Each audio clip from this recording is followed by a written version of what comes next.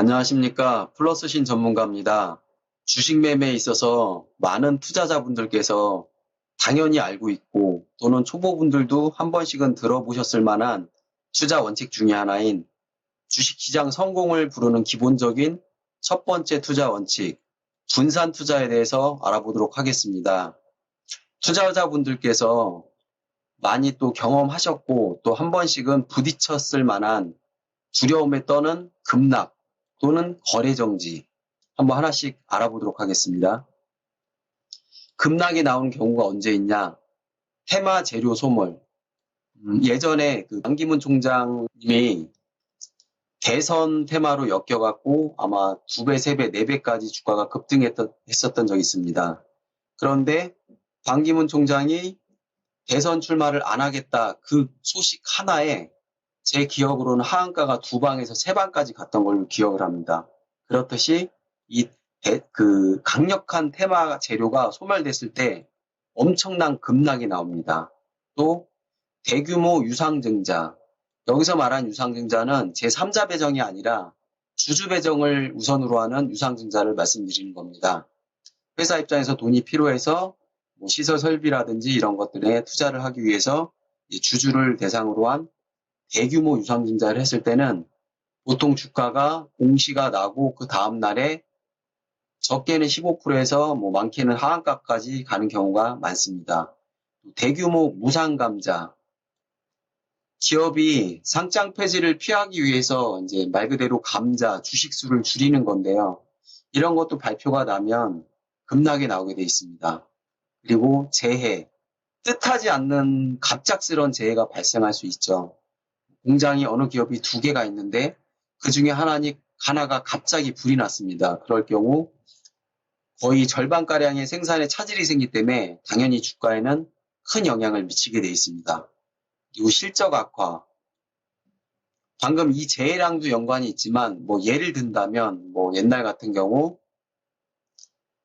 그 누르는 폰에서 스마트폰으로 넘어갔을 때 그 일반 그 접는 폴더폰에서 그 누르는 버튼식이었는데 스마트폰으로 넘어가면서 터치식이 됐죠. 그럴 때 그 말하자면 그 키보드라고 그러죠. 그 키보드를 생산하는 회사 입장에서는 갑작스럽게 거래 중단 통보를 받게 됩니다. 그럼 그 회사 같은 경우는 어마어마한 타격을 입게 되겠죠. 한순간에 그것도 미리 알 수가 없고 그냥 그 중간에 통보만 받습니다. 그렇게 되면 당연히 그 회사는 존폐의 위기까지 갈 수가 있기 때문에 엄청난 급락이 올 수 있습니다. 그 다음에 굉장히 무서운 것 중에 하나가 이제 거래정지. 거래정지 같은 경우는 어떤 경우냐, 뭐 감사 의견 여러분들 아시겠지만 특히 3월 달에 이제 조심해야 되죠. 뭐 부적정, 뭐 한정 나오면 뭐 그나마 다행인데 부적정 나오거나 의견 거절이 나오면 거의 이제 거래정지가 되겠죠. 그리고 범죄 같은 경우 제일 많이 나오는 게 배임, 횡령. 전에는 예전 같은 경우만 해도 뭐 대표이사라든가 이렇게 위에 임원진들이 했었는데 요새는 직원들도 하더라고요. 때문에 그런 경우가 발생되면 거래정지가 많이 나오고 상장 폐지 사유가 발생, 뭐 예를 들면 많은 경우가 있겠지만 4년 연속 뭐 적자 연속 그럴 경우에 이제 그 사유가 발생돼서 거래정지가 될 수 있고 또 투자자 보호 차원에서 아까 같은 경우 뭐 재해가 발생했을 때 예를 들면 생산 라인이 하나예요. 근데 공장이 하나인데 그 하나가 불이 나서 완전히 그냥 모든 기계라든가 이게 다 중지가 됐어요. 그러면 그 회사 존폐 위기가 달렸기 때문에 그럴 경우엔 급락이 아니라 바로 거래 정지가 나올 수 있습니다. 투자자를 보호한다는 차원에서. 자, 이렇게 나올 수가 있고 또 분산 투자 자체가 지금 설명드린 부분의 내용처럼 이런 부분이 나올 수 있기 때문에 주식은 위험 자산으로 들어갑니다. 왜냐?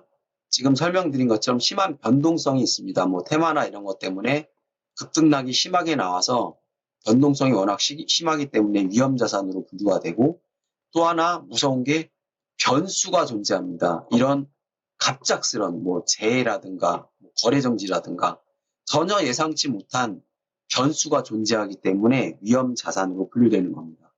그렇게 됐을 때 이걸 알고선도 분산 투자를 하지 않고 집중 투자를 하겠다. 왜냐? 이거는 큰 욕망, 욕심 때문에 사로잡혀 있기 때문에 집중 투자를 하게 되는 겁니다. 당장 예를 들어서 내가 한 종목이나 두 종목에 집중 투자를 한다고 치면 계속 뭐 이번 달, 다음 달에서 수익이 계속 올라가겠죠. 성공할 때는. 무한정 올라가겠죠. 근데 지금 당장은 행운으로 피해갈 수는 있습니다. 뭐 어떤 분들은 그러더라고요. 난 재무제표를 꼼꼼하게 본다. 회사 내용과 기업 내용을 정말 분석을 잘한다. 아무리 분석을 잘해도요. 이 변수라는 게 존재하는 이상은 피해갈 수가 없습니다. 언젠가 한 번은 만나게 돼 있습니다. 내 계좌가 지금 한두 종목에 집중 투자를 해서 계속 상승을 하고 100%, 200%, 300% 간들 딱 하나 만나서 예를 들어서 거래정지 만나서 상장 폐지가 돼서 휴지 조각이 된다. 그동안의 수익이 아무 의미가 없이 그냥 수직 낙하로 가는 거죠. 그냥 계좌가. 그렇기 때문에 연속성이 계속 존재할 수가 없어서 그때 가서는 후회를 할 수밖에 없습니다. 절대로 피해갈 수 없으니까 여러분들 집중 투자, 지금 당장의 행운을 맛보려고 지금 당장의 큰 수익만 보려고 집중 투자를 대부분 생각하십니다. 다 알죠. 저도 만약에 이런 변수가 존재 안 한다면 굳이 누가 분산 투자를 하겠습니까? 다 집중 투자를 하지. 그러나 주식에서는 반드시 변수와 변동성이 존재한다는 사실을 아시고 꼭 분산 투자를 하셔야 된다는 것을 명심하셨으면 좋겠습니다.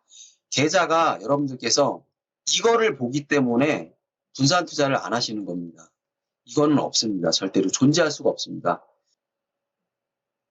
대부분 주식 투자로 자산을 늘리시는 분들께서는 이렇게 올라갔다가 이렇게 됐다가 이렇게 올라갔다가 이렇게 됐다가 이렇게 올라갔다가 이렇게 됐다가 자, 요게 정상. 주가도 보면 주가가 계속 올라갑니까? 아니죠. 주가도 상승했다가 눌림이라는 걸 주죠. 또 상승했다가 눌림했다 상승이 가죠. 이 눌림이 내가 예를 들어서 10종목을 포트를 구성해서 분산 투자를 했을 때 10종목 중에 한 종목은 이 중에 하나가 걸리지 않겠습니까? 물론 지수 하락에 의해서 이렇게 될 수도 있지만 지수는 계속 상승하고 있는데 내 계좌가 이렇게 내려갔다. 그러면 종목을 잘못 선택했을 수도 있지만 그것보다 이런 걸 한번 만났을 때 내가 한 종목은 완전히 바닥을 칠 수는 있지만 내 계좌는 바닥을 치지는 않는다는 얘기죠. 왜냐? 나머지 8, 9종목이 수익을 주면 눌림만 주고 또 우상향, 눌림 주고 또 우상향. 그렇기 때문에 여러분들 분산 투자 반드시 하십시오. 감사합니다. 여기까지 하겠습니다.